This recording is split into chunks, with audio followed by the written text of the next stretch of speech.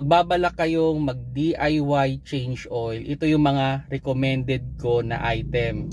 Ito, number 1. Yan, pang alis ng oil filter. Ito, kahit anong size ng filter ninyo, kayang-kaya nito. Madali lang din gamitin. Yan o, parang vice grip lang siya.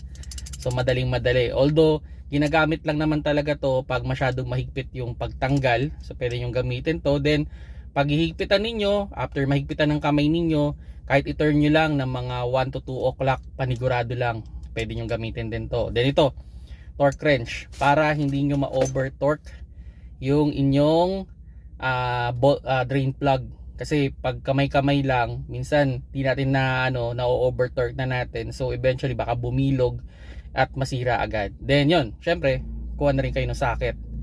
Then ito, spacer o yung kanyang gasket, bili na rin kayo nito para pag change oil niyo, palitan niyo yung gasket para wala kayong problema. So ito yung mga item na kailangan ninyo pag kayo ay magdi-DIY change oil.